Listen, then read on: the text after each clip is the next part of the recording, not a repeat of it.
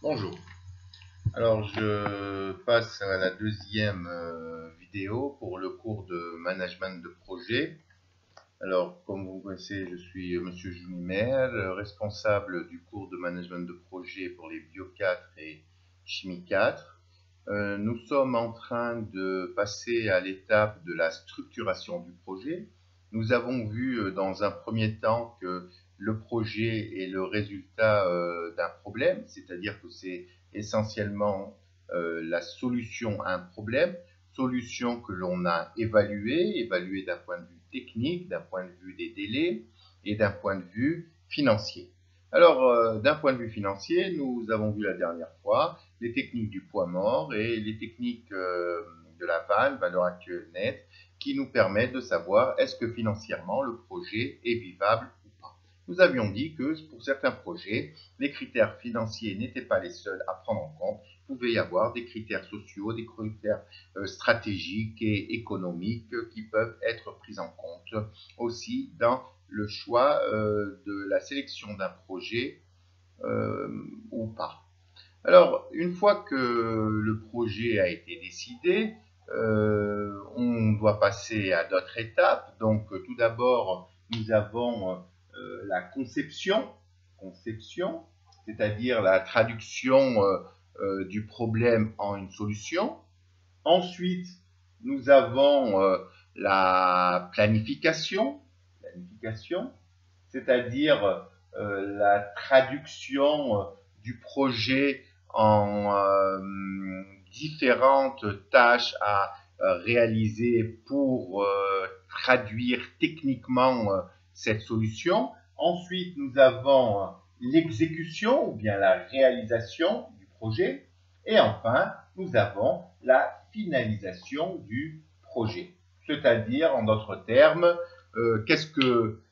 pourquoi je veux le faire, comment je vais le faire, qui va le faire et quand et comment, et pour qui on va le faire, c'est-à-dire quel sera le résultat obtenu.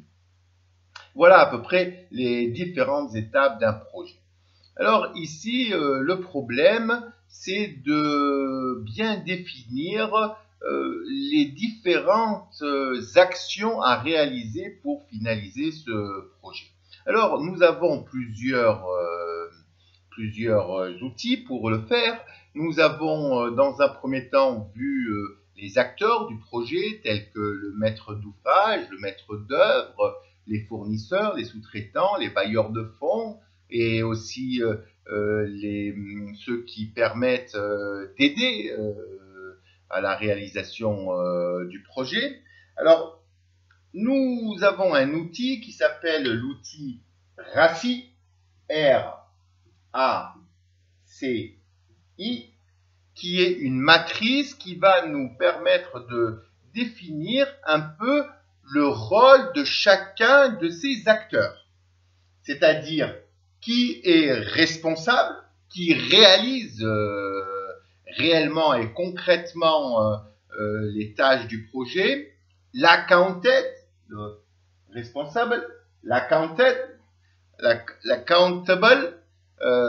qui est le responsable non pas au niveau technique, mais beaucoup plus au niveau légal, c'est-à-dire c'est à qui qui doit rendre des comptes dans l'exécution de chacune des tâches. En général, pour chaque tâche, il faut qu'il y ait une personne qui soit vraiment responsable du fait que la tâche soit réalisée ou pas. Ensuite, il y a le consultant, c'est-à-dire les experts qui nous permettent de nous orienter, qui permettent de nous aider, qui nous permettent de savoir quelles sont les décisions que l'on doit prendre. Et enfin, l'informants, c'est-à-dire les gens qui doivent être informés du déroulement de l'exécution du projet. En général, ils n'ont pas de décision à prendre, mais ils doivent être informés parce que ce sont soit les utilisateurs finaux du projet, soit ce sont des assistants sur des projets périphériques qui sont en association avec le projet principal. Voilà. Alors, donc nous voyons qu'il faut définir les éléments techniques, les ressources techniques, c'est-à-dire qui va vraiment agir sur les différentes tâches. Il faut définir les autorités, quoi, les gens qui sont, entre guillemets, légalement responsables de la réalisation de chacune des tâches. S'il y a un problème, à qui il va falloir s'adresser. S'il y a des réclamations à faire, à qui il va falloir s'adresser. S'il y a des retards, etc., etc. S'il y a des responsabilités à déterminer, à qui il va falloir s'adresser. Les experts, c'est-à-dire les gens qui nous permettent de trouver des solutions si nous avons des problèmes de parcours, et les gens auxquels il faut faire des rapports sur la continuité du projet. Alors, à côté de cette matrice, à côté de ce deuxième, c'est-à-dire de ce paradigme qui nous présente chacune des étapes du management de projet, nous avons un autre outil que l'on appelle le WBS, le Work Breakdown Structure, et qui nous permet de savoir quelles sont les différentes tâches qui vont être exécutées dans le projet. Alors, nous voyons déjà dès le départ, en fonction de ces étapes, qu'il va y avoir des tâches qui ressortent de manière naturelle dans ce Work Breakdown Structure. En d'autres termes, découpage du projet en activités. Alors, vous avez le projet P. Dans ce projet P, nous avons une partie conception. Dans cette partie conception, il va y avoir les études préliminaires, il va y avoir les études de faisabilité, il va y avoir des études, par exemple, des tests, etc., etc. Chacun de ces éléments sera des sous-fonctions. Si on considère que ça, c'est une première fonction, les autres seront des sous-fonctions. Ensuite, au niveau planification ou bien au niveau exécution, nous allons avoir, par exemple, différentes parties pour l'exécution. Par exemple, si le projet, c'est un pont. Pour un pont, on va avoir besoin, par exemple, de l'exécution des poteaux. On va avoir, par exemple, besoin de l'exécution de la route du pont. Si c'est un pont-levis, on va avoir besoin, par exemple, des mécanismes de levis, etc., etc. Ensuite, par exemple, on va avoir besoin d'une équipe qui devra faire ce qu'on appelle les tests finaux, ce qu'on appelle tous les services de finalisation du projet. Pour les poteaux, par exemple, il y a, par exemple, le béton, le fer, etc., etc. Pour la route, par exemple, les mesures,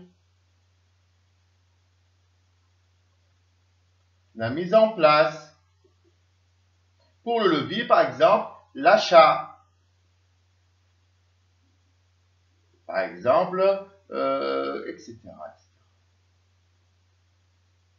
On va s'apercevoir que notre projet va être découpé en différents éléments. Pour chacun de ces éléments, on va y mettre des ressources, c'est-à-dire des gens ou bien des équipes de travail qui vont s'occuper de ces différents éléments. Même chose, à ces niveaux-là, il va y avoir, par exemple, d'autres sous-tâches, etc., etc. D'autres sous-tâches. L'essentiel, c'est que l'ensemble de chaque étage est égal à 100% du projet. Le projet, c'est 100%.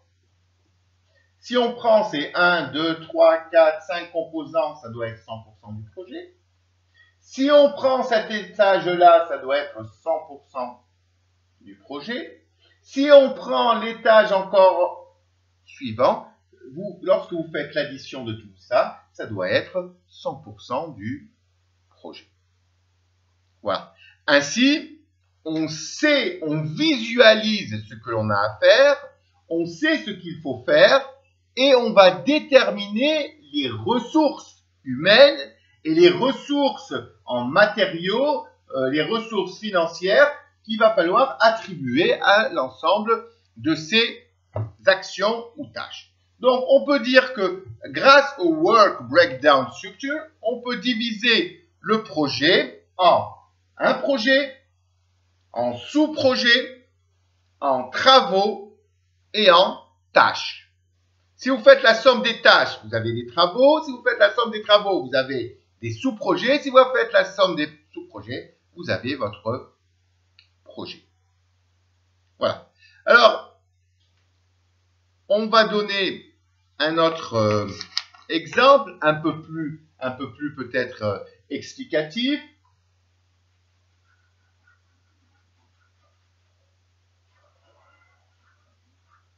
Par exemple, la réparation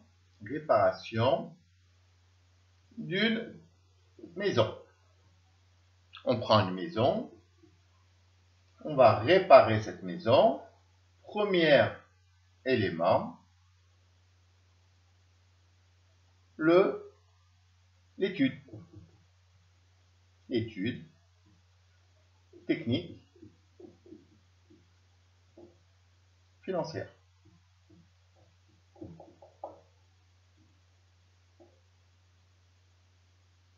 Donc, il va falloir des personnes qui vont s'occuper de cette étude technique et d'autres personnes qui vont s'occuper de cette étude financière. Le total aura un certain coût que l'on va mettre ici et ensuite on va additionner avec les autres éléments. Cette étude va nous donner par exemple le fait qu'il va falloir réparer la cuisine,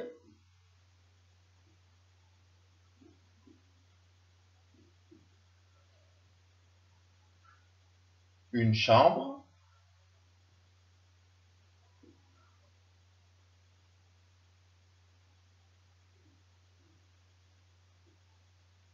la salle de bain. Dans la cuisine, même chose, on va avoir des éléments qui doivent être réparés, par exemple le carrelage, la plomberie,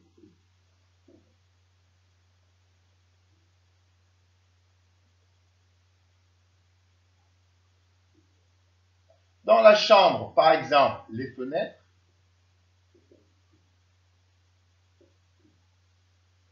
et la peinture. Dans la salle de bain, le carrelage,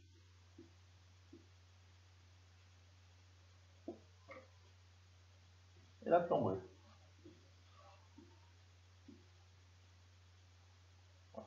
Donc, on vérifie notre règle des 100%, réparation d'une maison des 100%, on a l'étude, la cuisine, la chambre, la salle de bain, 100% du projet.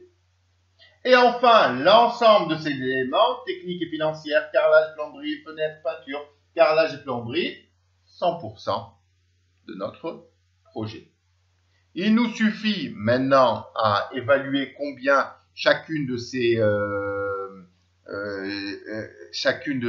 travaux va coûter. Quelles sont les personnes ou bien les équipes qui vont s'en occuper? Et ainsi, nous aurons notre Work Breakdown Structure. Alors, ce Work Breakdown Structure va nous servir à quoi? Il va nous servir à passer à l'étape suivante qui est la programmation des actions à faire avec un autre outil que l'on verra la prochaine fois, c'est le diagramme de Gantt. Le diagramme de Gantt qui nous permet de mettre en place un chronogramme, c'est-à-dire de identifier à quel moment on va faire l'étude, à quel moment on va faire le carrelage de la cuisine, quand est-ce qu'on va faire la fenêtre, quand est-ce qu'on va faire le carrelage de la salle de bain, quand est-ce qu'on va faire la plomberie de la cuisine et la plomberie de la salle de bain. S'il y a des éléments qui sont communs, quand est-ce qu'on commence pour celle-là et pour l'autre, et ainsi éviter tout goulot d'étranglement, éviter tout fil d'attente, éviter tout double emploi. Voilà. Pour réaliser ce diagramme de Gantt, il sera nécessaire d'utiliser un logiciel informatique. En général, on utilise le plus souvent le MS Project. J'ai essayé d'être le plus clair possible. C'est vrai que cela reste assez théorique. J'essaierai de vous procurer une application pour que ce soit beaucoup plus concret et que vous essayiez de mieux assimiler ce que j'ai présenté. J'attends vos remarques, j'attends vos retours et je vous remercie pour votre attention et bon confinement.